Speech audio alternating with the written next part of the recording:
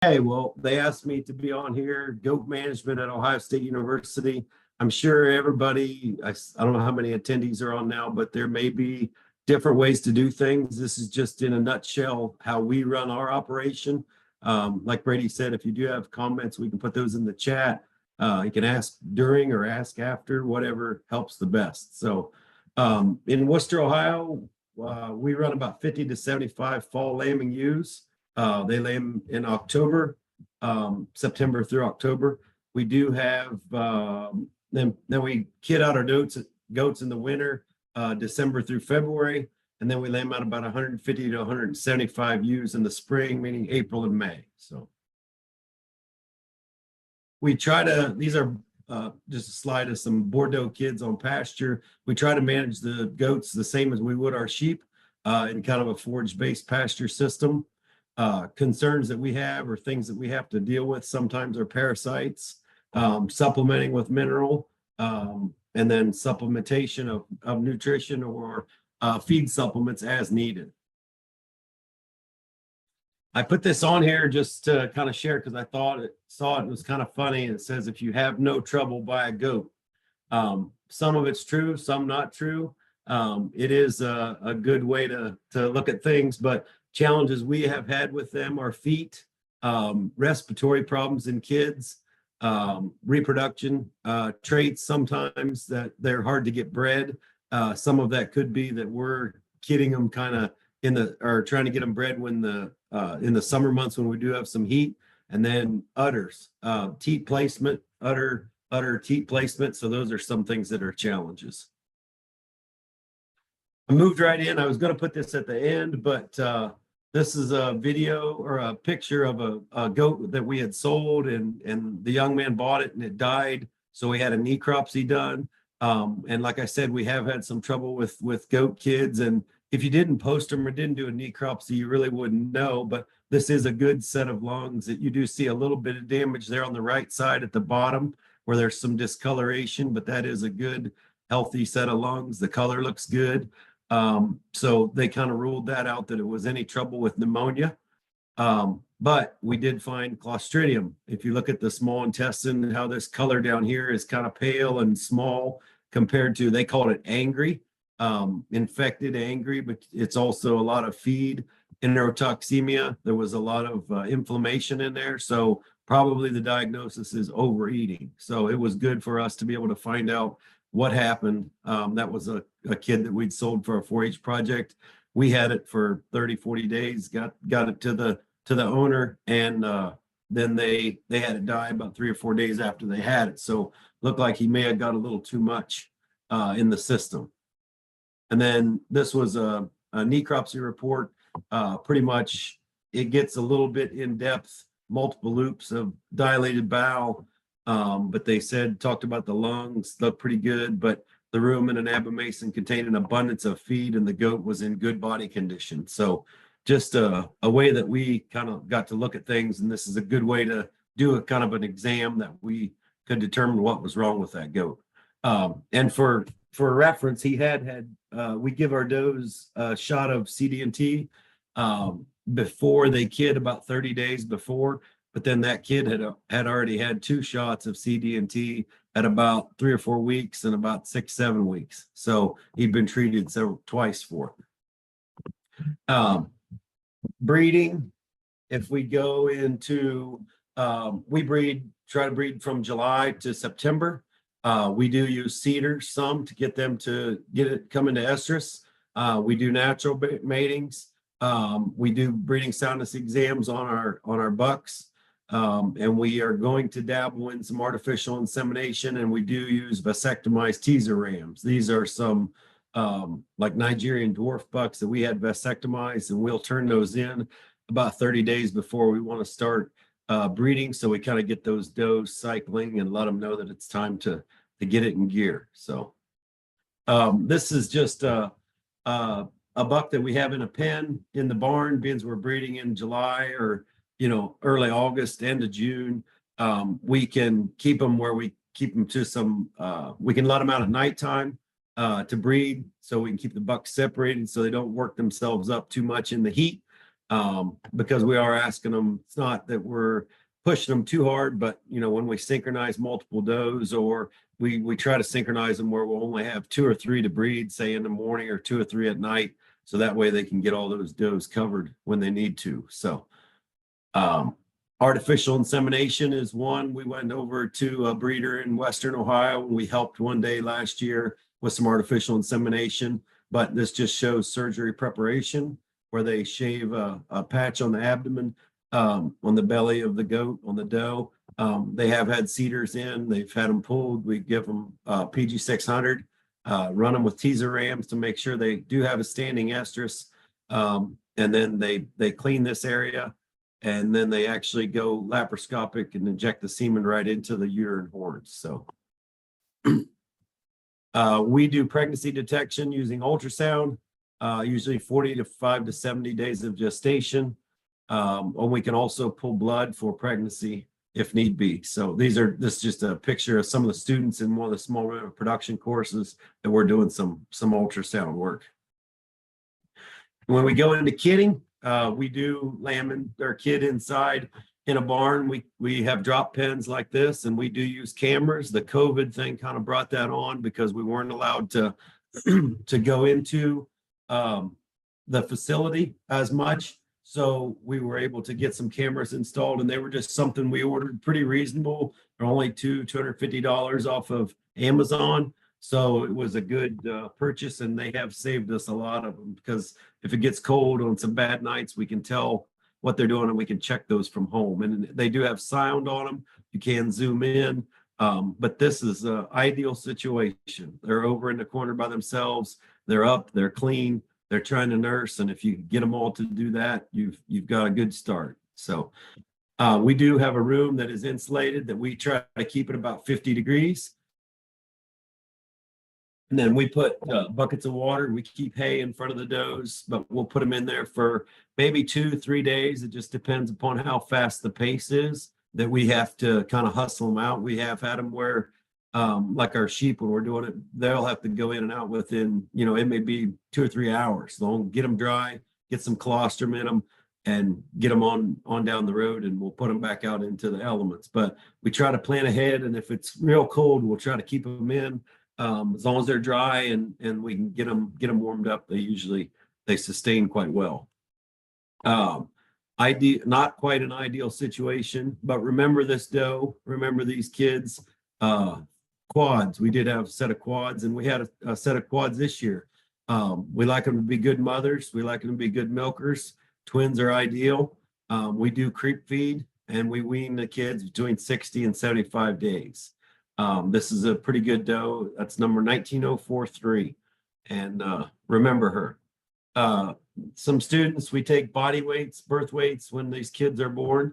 So we'll record a weight for all these kids. We'll give them a BOSI shot, make sure they get colostrum. Before they leave, we usually give them an ear tag, dip their navels, 7% tincture iodine. So those are things to us, a BOSI shot, that are important to make sure we have them on the right path. So I think I got all that. We do dehorn within usually 12 to 20 days of age, all our males. We like to leave the horns on. The females, they do make a good handle. When you're trying to work with them, it is pretty convenient to be able to use that horn. You just have to watch them when they're younger, because if you get a hold of them, they can break off, but they will grow back. There's some pictures in here of my kids if I happen to run in. This is Cora, and this is Emmett with a good doe that we were helping get on the udder to nurse this kid. They really enjoy going in there to help with them, and they kind of like the goats. So this is how we set up our pens after we have the doe's kid. We move them into areas like this. We'll set up a creep pen with a heat lamp. It doesn't need to be really close to them, and these are just flood bulbs. They're not heat bulbs. The heat lights scare me. As you can see, we chain them up, we wire them up, we keep the cord where they can't get near them. Try to make sure everything's fastened as securely as possible, because we don't want a barn fire. So if I had to choose, I'd choose no light over, I don't like to take a risk on using a light where you can cause problems. After we wean, we do have a slatted floor barn. that we feed lambs on, and we can put goats on it. And then we just actually moved some there last week, some doe kids. After they're weaned, we can put them in here, we can feed them hay, we can watch them grow a little bit, and then we will move those outside if we can, into an area where we can move them onto some pasture, or let them go in and out during the day and then at night. Working facilities. Brady, do I need to stop for a question?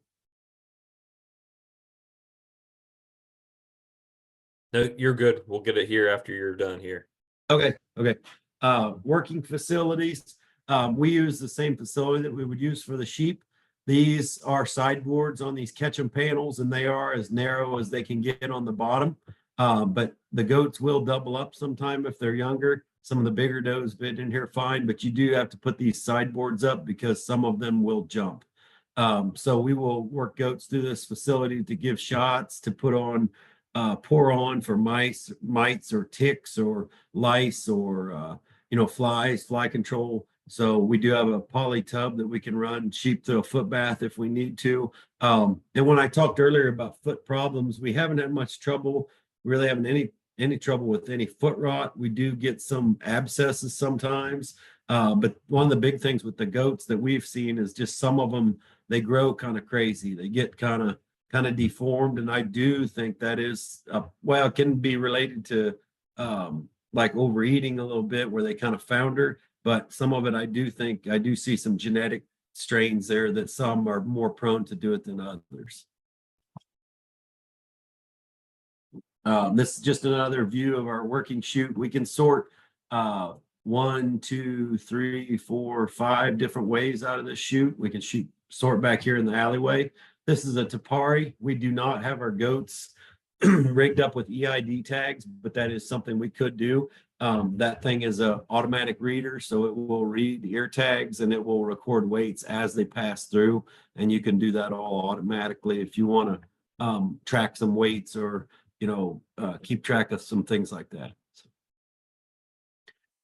Student classes that we use the goats for are introductory animal science, small ruminant production, animal handling, livestock evaluation, meats judging.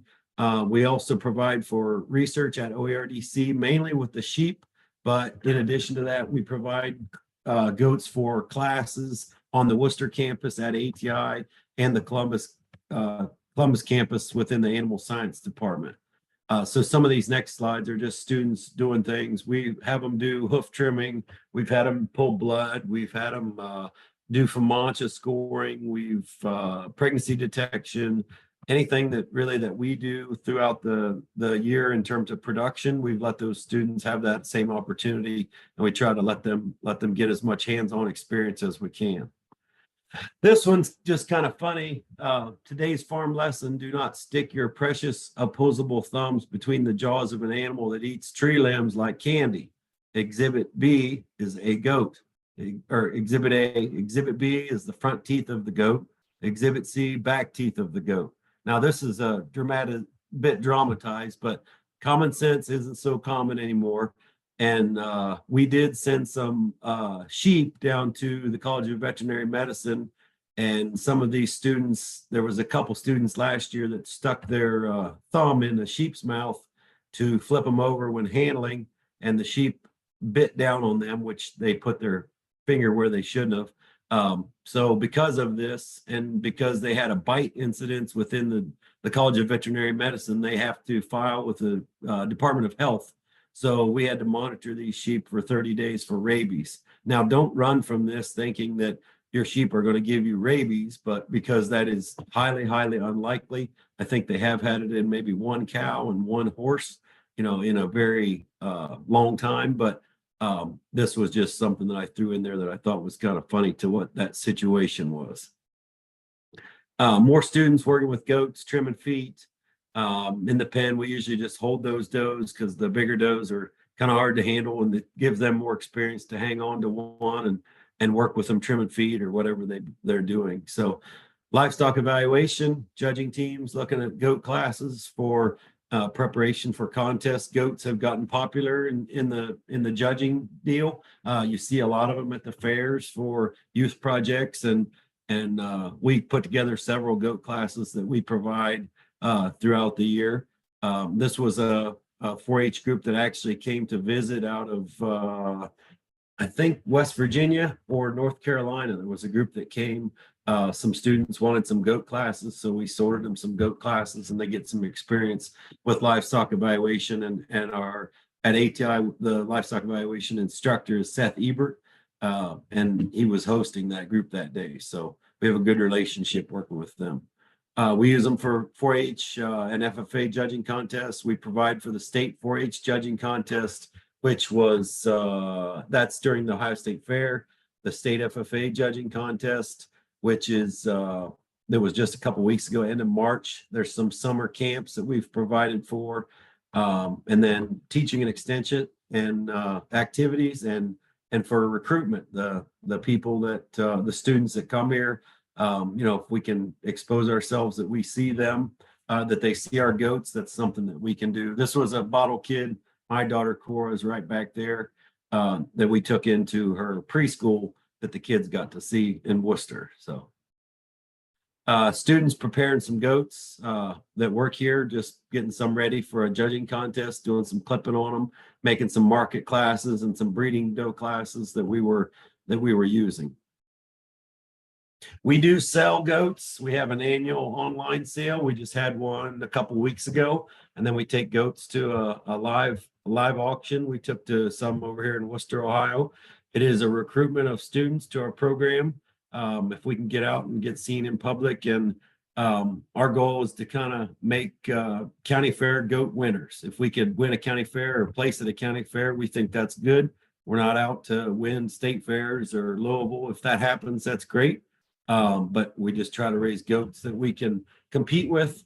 And it also generates revenue. Our units have to be self-sustaining, and it helps generate some revenue for our units in addition to the sheep sales. These were 2 goats. If you're into the show thing or not, these are still, I know I showed these to Brady earlier today, and I mean, you do have to appreciate them for the amount of muscle that they do have. They're heavy boned, heavy muscled, pretty stout built kind of animals that if we're raising meat goats, that's what hopefully they should have, the presence of some muscle. So these were 2 wethers that we took to sale in February of this year. Involvement, I'm standing right here. This is Roger Shear. He works with me at the Small Ruminant Center, and Aaron Weisgarber is over here. All the rest of these are students that are on the livestock judging team at ATI. We also work with the students in Columbus on the judging team. They've come up for workouts, but they do have some interest. They're happy. They like going to the events, and they like being part of the scene. They were there during the sale. They helped us. They talked to people. They helped carry things, whatever we needed to do. They were there to assist. So it does get student involvement. Some goats that we've sold. If you remember that set of quads, this is one of them. And in 2022, he was the champion goat at the Guy County Fair. So that was a good reward for 4 of them. And that doe actually had 3 bucks and 1 ewe. We still have the ewe. She'll be bred this summer for her first kid. She had 2 wethers. We sold both of those. And then the other one was actually raised on a bottle, and it had a joint infection in one front leg. So that was one that we had to sell at the sale barn, but pretty good turnout for a set of quads.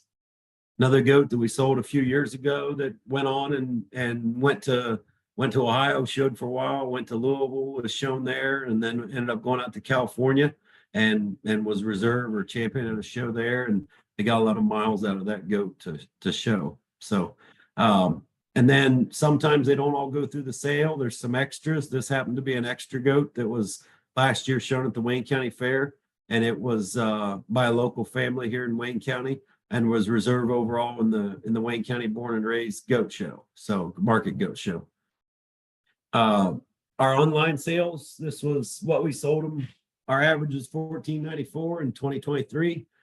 Just a list of what we sold them for and how they did in 2024. They're improving. They went up by 30 bucks. So that's a sign of improvement, hopefully. And some of them will go for $500, $600, $700. They've gone as high as almost 5,000. It might be something that not everybody's into, but some people are into it, and we're just putting them out there, and we try to get some that fit all budgets. And 4-H and youth, 4-H and FFA do offer the ability for young people to be actively engaged in the care of animals. And in this day and age, I do think that's important, to be able to care for something. It is a good youth development program, and we are providing an option for the direct responsibility of the care and well-being of a living thing, which is sustaining life. This young man has cerebral palsy. He's in Fayette County, Ohio. And his family called and asked for a goat this year, and we are going to get them a goat down to Fayette County, and he'll show that at the Fayette County Fair. So I'm proud of him, and I'm proud to help him. Young people seem to enjoy the goats. This is my son again, Emmett. He likes hugging the goats and holding them, but this was in 2020. So that was 4 years ago. Now he's really chasing them rather than just kind of bear hugging them. So, but he does enjoy it, and he likes being around them. I put all this on here. I think we're about 24 minutes in. What an amazing eclipse we were able to witness today. So hopefully you appreciate this slide up here. We do have a Facebook page. You feel free to like it if you'd like. OSU Show Goat Sale just highlights some of the things we do, and we'd like your support if you'd like to see it. So much, Greg and Brady. That was great. I'm just going to kind of touch on some of the dairy specific things that go into goat management. And the first topic I have for us today is going to be going over kind of registration status, what's the importance of it, kind of comparing registered animals to non-registered animals, because this can be important when you get into the dairy and recreation breeds of goats. So when we're comparing these, if you are looking to register your animals or you already have them registered, two places that you can go to do this are the American Dairy Goat Association, or ADGA.org, or the American Goat Society, which would be it's www.americangoatsociety.com. These are two places that you would be able to register your goats. With the American Goat Society, they have a list of breeds that they register. It's Alpines, La Manchas, Nigerian Dwarfs, Nubians, Oberhausies, Pygmies, Sonnens, Sables, and Toggenburgs. And the American Dairy Goat Association, we went over those breeds in the very, very first webinar series that we did, but it's just all those dairy goat breeds listed. And both of these are places that you can go to get more information. You can get your goats registered. It is preferred that they are purebreds, and with registered animals, you can get that DNA testing. You can tell, okay, is it a purebred? What's its lineage? What am I looking at in the sense that with ADGA, it needs to be a purebred dairy goat, and with the American Goat Society, it needs to be purebred to that breed specifics. And you can get the DNA testing as well to look at not only that animal's genealogy and genetics, but then once that animal is DNA tested and in that registry's records, all of their offspring will be automatically linked to them. So once they start producing offspring, you'll be able to go back and see this is their dad, or this was their mom. This is all of the records that go along with them. This is how they performed, this is how their offspring performs, etc. And you'll be able to make those connections, as well as if you have a really good buck, for example, that's producing great offspring, and you have those numbers and you have that system already in place to where anyone can go and see, hey, this is a really great buck, you'll be able to better profit off of those offspring, because you can clearly see that all the facts, all the statistics, all the records show that this is a great producing animal. That kind of ties into the DHIR, which is the Dairy Herd Improvement Registry. And this is a record keeping system that you can apply for. You can apply for your whole herd or just some animals in your herd. And it's testing that's done periodically. And I'll kind of go into this more detail later on in the presentation. It also, having the animals registered, like I said, it helps with the record keeping process. Now, this should not be your only record keeping, whatever you put into either ADGA or the American Goat Society, but you should be keeping your own records as well, which I'll also go over later in the presentation.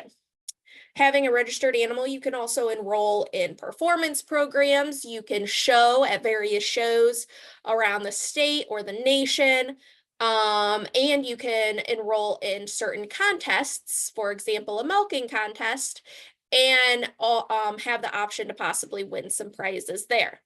With registered animals, you will get possibly a higher profit when you are going to sell these animals, but on the flip side, they are most likely going to be more expensive when you're going to purchase them.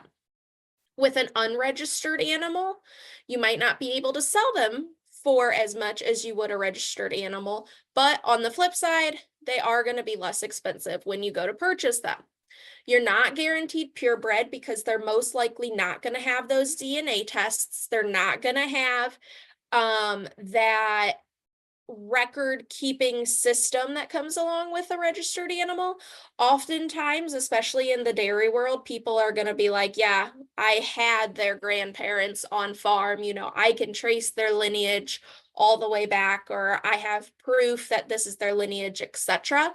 But it's just not in that approved record keeping system. Not saying that unregistered animals are not good animals. Oftentimes they are good animals. They can be great milkers. They can be great goats for you, for your show, whatever it might be.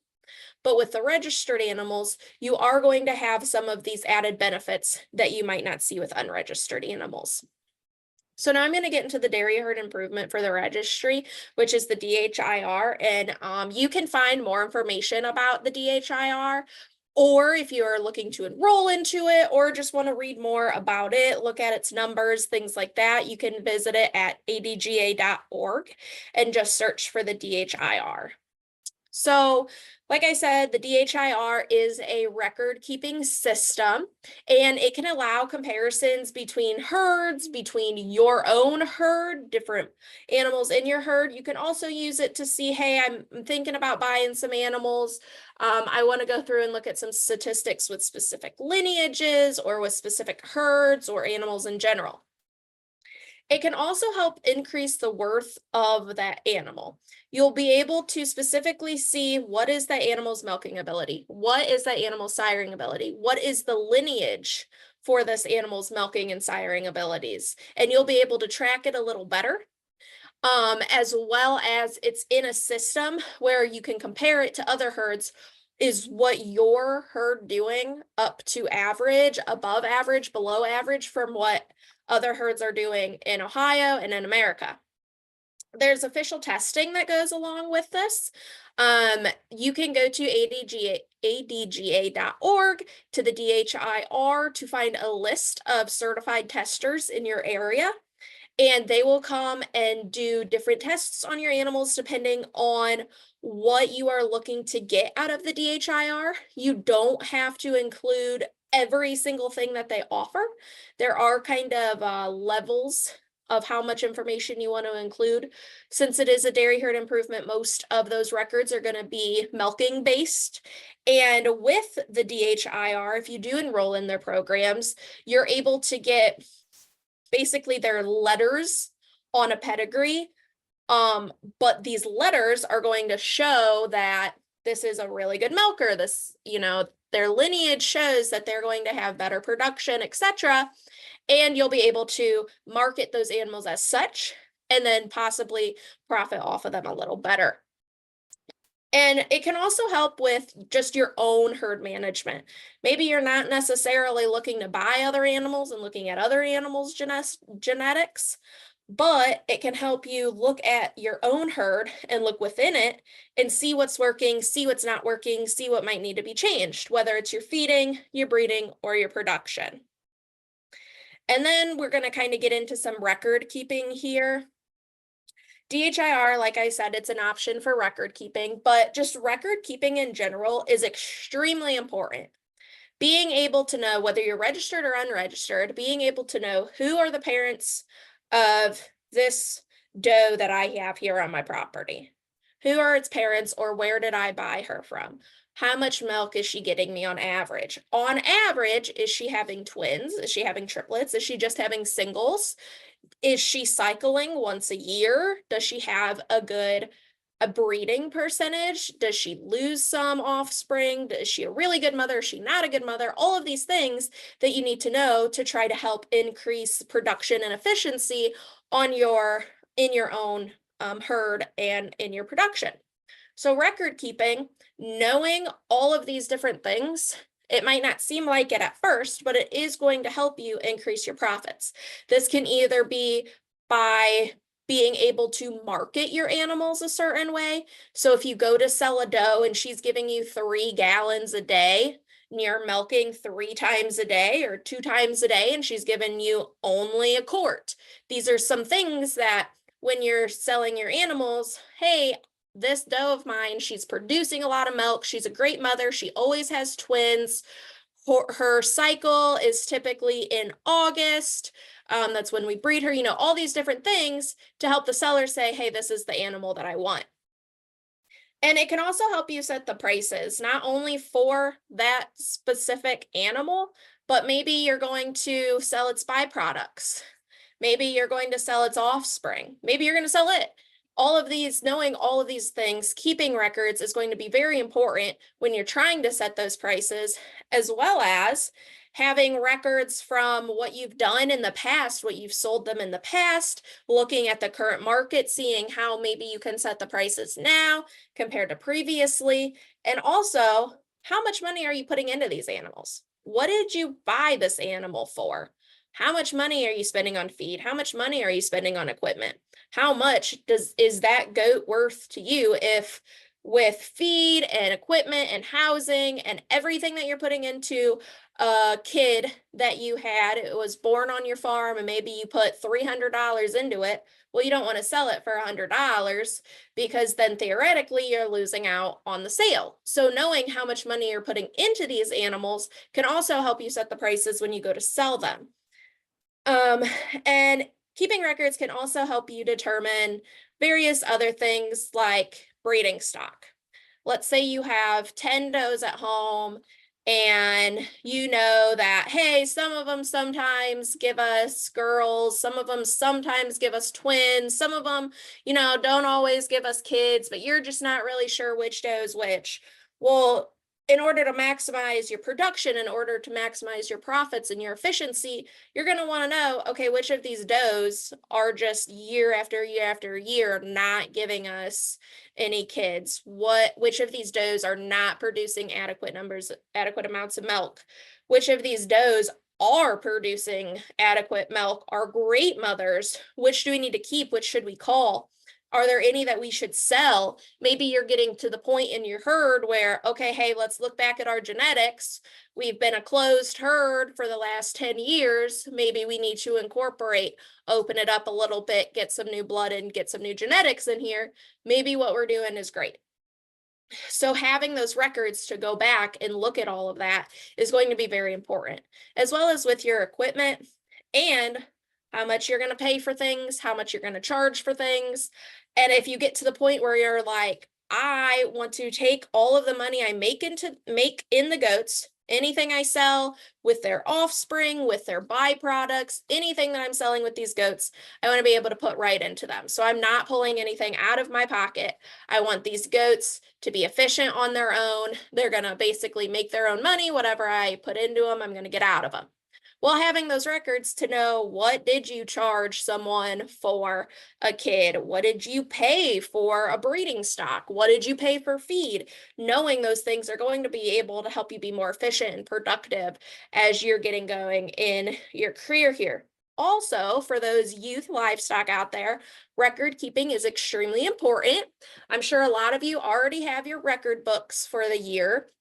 And going through those and keeping records of what treatments were given, what feed was given, what's your feeding style? Are you milking them right now? Did you purchase them as milkers as a young age? Were you giving them milk? Did you have to do the transition to creep feed?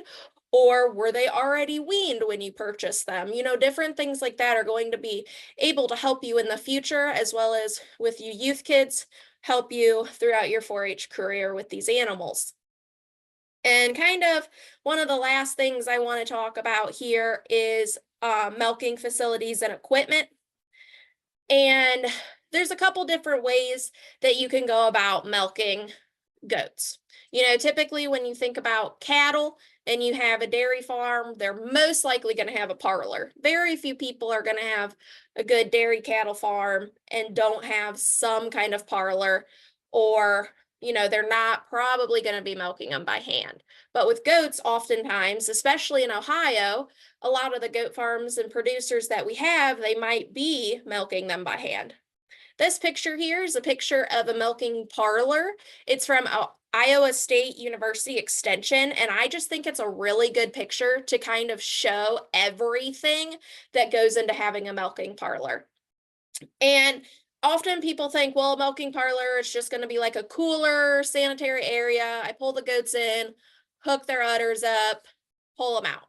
Well, there's a lot that actually go into it. It is a cooler, it's going to be sanitary, but you're going to have your goats up on a platform higher than the bottom surface, because when you have to walk through there, or when your equipment has to go through there, it needs to be kind of on a lower level than what your goats are, because you don't want to have to be bending over to hook up those goats to the machines. As you walk through, they're going to kind of be at shoulder length, maybe head length, and you can just go ahead, hook them up as you walk through. It's safer for you and it's safer for the goats. As you can see in this picture, if you look on the left-hand side, it's kind of hard to see, but you can see it there. These goats are hobbled. Some people do hobble their goats when they're milking, whether it's a parlor or on a milking stand. And that's always an option. Some goats don't need to be hobbled, some do. That's just kind of up to you and what you like to do on your facility. And then you can see here, they have automatic milkers. Basically, a worker will come in, they'll hook them up, it'll milk out until there's little sensors in there that'll be able to say, okay, you know, there's not much milk left, I'm kind of done. And they will detach, and then you'll just go through, pull them off, and clean the teats. Now, if you have a milk stand, you know, maybe you have 10 does, but your only option is to milk them by hand, there's various milk stands that you can use. There's some milk stands that are metal or wooden. Most milk stands are going to have an option to put feed in front of the animal's head. So when they're on the milk stand, they are getting grain or hay or whatever you want to feed them. I personally know we've always feed grain to our does when we put them up on the milk stand to milk them. It keeps them occupied. Sometimes we'll put some supplements in there too for them to get while they're on the milk stand. Just something to keep them there, something to keep them occupied and happy while we're milking them out. I do know we've also have some does that they're just so used to milking, they just kind of stand there and they don't need any extra stuff because they want to be milked. They know the process, they know what's happening. They're just going to stand there for you while you milk them. When you are doing it on a stand, you want to make sure that you have something to collect the milk in, and whatever it is needs to be clean and sanitary. And you also need an option to be able to cool that milk as soon as possible. Typically you want to store it between 35 and 38 degrees. You will need some sort of container, refrigerator. If you are going to be using the milk for some sort of byproduct of the milk, for example, soap, you might want to look into a freezer or another way to store that milk that is going to be most useful in what you're going to be using it for. And when you collect it, you want to make sure that you are keeping as much debris out of the collection as possible, as well as cleaning the teats before and after you milk them to make sure that they are staying clean and sanitary. Try to decrease some of those mammary issues and diseases that can get in there, and make sure your milk is as clean as possible. And then once you collect the milk, you can go through the straining and pasteurization process. And all of these things are equipment that you'll need to have if you are having a milking dairy. And some people, once they go into, you know, I have a doe here, she's been great to me, I want to go ahead and sell her, how much have I put into her? Well, they forget about all this equipment that does go into milking an animal. And yeah, maybe some of this equipment you use for all 5 of your does, and you're going to use it for the next 10 years, but doing a simple math equation, okay, this one doe, technically I spent $3 with her in buying this certain container or this milking stand or whatever it is. And knowing that in your record keeping is going to be able to help you be more profitable once you get to that selling point. And also just kind of the facility when you do go to milk these animals, if you don't have a separate milking parlor, when you have just a milk stand, wooden or metal, you want to make sure it's separate from the stable. You really want to make sure to have that clean environment. Having it on a non-porous floor, specifically concrete, is probably going to be your best bet. It's going to be way easier to clean and keep sanitary. And you just want to make sure that everything you are using, I feel like I'm repeating myself, but everything needs to be clean and sanitary when you are milking these animals.